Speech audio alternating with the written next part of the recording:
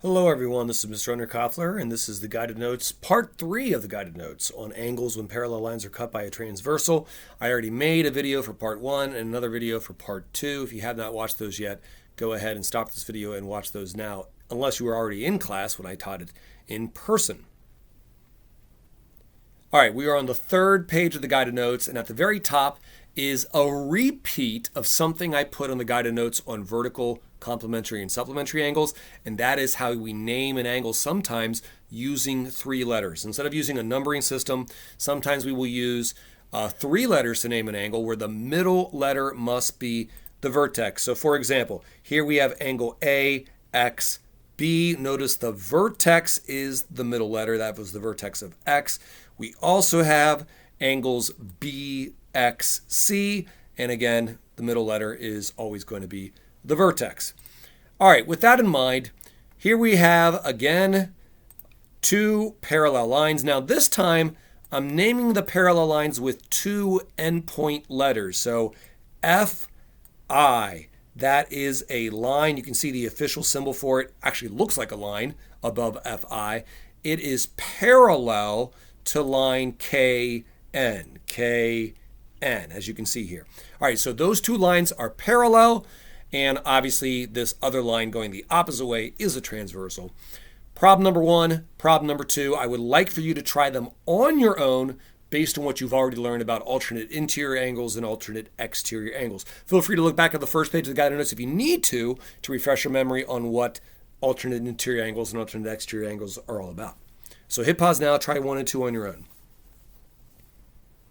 All right, did you already try numbers 1 and 2 on your own? If not, you should be doing that right now. Okay, let's go ahead and go over them. Problem number 1.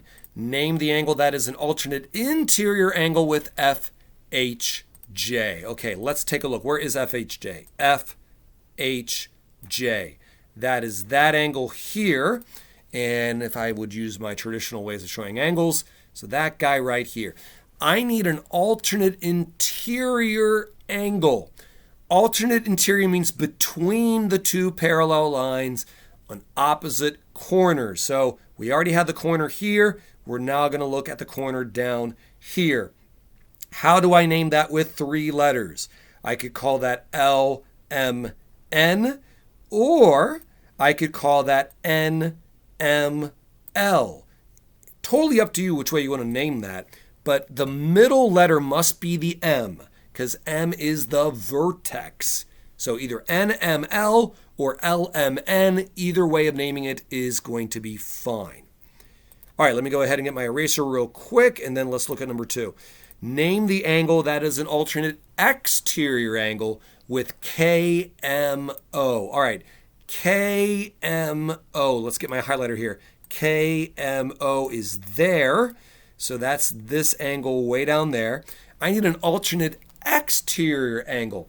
So exterior is on the outside, like top and bottom below, top and below the parallel lines.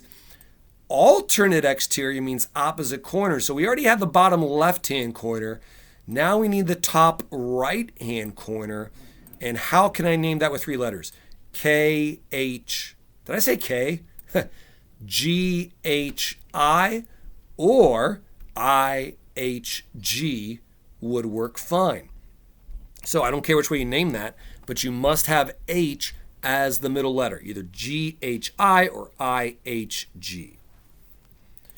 All right, the last section of these guided notes for this third page is where we have 2 parallel lines and 2 transversals. Now, this is not the first time we had this. The bottom section of the bottom section of the second page also had 2 parallel lines and 2 transversals. This time we are told that line A is parallel to line B. You can see that here, line A, and way down here we have line B.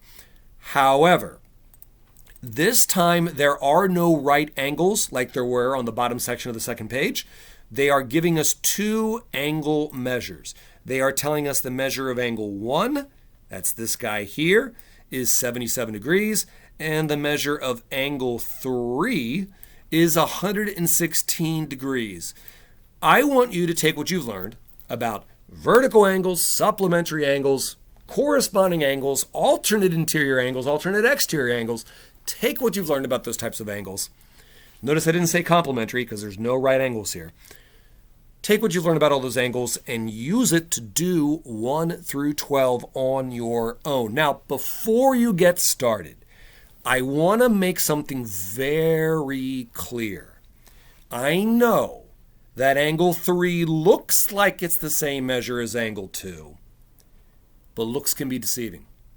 They are not the same measure. I'll give you proof. If angle 2 was 116 degrees, like angle 3 is, then angles 1 and 2 should be able to add up to be 180 degrees. 77 plus 116 is not 180 degrees. So angle 2 is not 116. Angle 4 is not 77 degrees. So, hint, the angles over here that I'm kind of moving my cursor around, 1, 2, 5, and 6, are very different measures than the angles over here, 3, 4, 7, and 8. However, some of the angles down here can be the same as some of the angles up here or up here. So those are the only hints I'm going to give you. I want you to try 1 through 12 on your own, as much as you can. So hit pause on the video, do these 12 problems. I think I only have 6 of them here, but I do have the other 6 here. Do those 12 problems on your own, then hit play when you're ready to see how you did. All right. Did you already do 1 through 12 on your own? If not, you better hit pause, do it on your own before I go over them. All right, here we go. Problem number 1. What's the measure of angle 6? All right, here's how I can easily do this. We already were given angle 1 is 77 degrees. Angle 6 is a vertical angle with angle 1. Therefore, it is also 77 degrees. Next up, angle 8. How do we do this? Well, we already know the measure of angle 3 is 116 degrees. It just so happens angle 8 is a vertical angle with angle 3. So it has the same measure as angle 3, so 116 degrees. All right, what about angle 9? Where is angle 9? Way down here. Well, ladies and gentlemen, angle 1 and angle 9 are congruent. They are actually a pair of corresponding angles. Or you could have said angle 9 is an alternate interior angle with angle 6. So either way you look at it, angle 1 has the same measure as angle 6 and the same measure as angle 1. It is 77 degrees. All right, what about angle 14? Well, angle 9 and angle 14 are a pair of vertical angles. Same measure, 77 degrees. By the way, vertical angles is kind of really important. I'm going to say that a lot if you haven't noticed already. All right, what about angle 2? Okay, angle 2 is not a measure that I've mentioned so far. Angle 2 and angle 1, they together form a straight angle. Oops, sorry, moving the wrong thing. Let me move the straight angle. So supplementary angles, together they're going to add it to be 180. So what you can do is take 180 minus the measure of angle 1 that we already know. We were given that that is 77 degrees.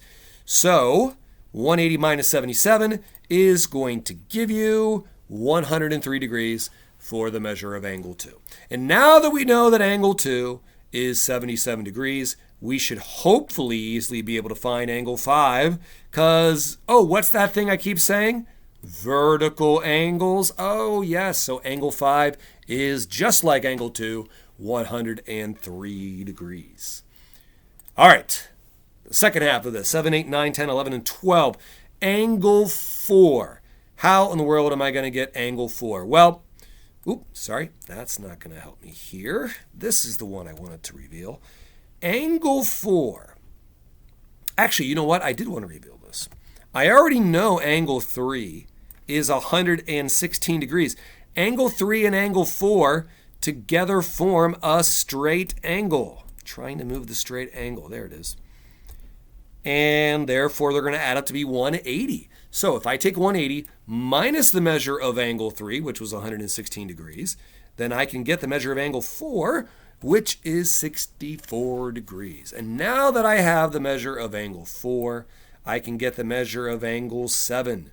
because angle 4 and 7 are a pair of vertical angles, 64 degrees. What about angle 11? Well, angle 11 is also going to be 64 degrees. It is a corresponding angle to angle 4. It's also an alternate interior angle to angle 7. So either way you look at it, 64 degrees, just like angle 4 and angle 7. And now I can get angle 12. 11 and 12 are vertical angles. There I go again, saying vertical angles. So that's going to be 64 degrees as well. All right. Now what? Angle 13. How in the world am I going to get that? All right. I already told you earlier on the previous page that angle 14 was, honestly, you know what? I already forget. What was angle 14? Come on, Underkoffler. Memory here. Oh, 77 degrees. And I know the angle 12 is 64 degrees. How do I get angle 13? Oh, do you see what I see?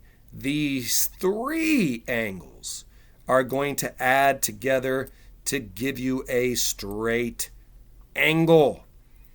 So if I take angle 12, 64 degrees, angle 14, which is 77 degrees, add those together, then I can subtract from 180 to finally get the measure of angle 13.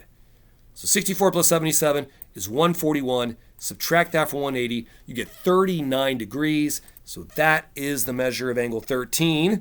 Let me go ahead and move away everything else, because now that we know that angle 13 is 39 degrees, we can get angle 10, because 13 and 10 are a pair of vertical angles. There I go again, saying vertical angles, 39 degrees. All right, if you thought some of this was challenging, hey, it's okay. It is definitely challenging when you got two transversals, two lines that intersect the parallel lines. Definitely more challenging than, say, like the middle section of the second page. So don't lose sleep if you weren't able to get all of this, but if you were able to get all of this, congrats to you, because some of these were a little tricky. And that concludes the final set of problems on the final page for the guided notes on angles, parallel lines, and a transversal. Thank you for watching. We'll see you next time.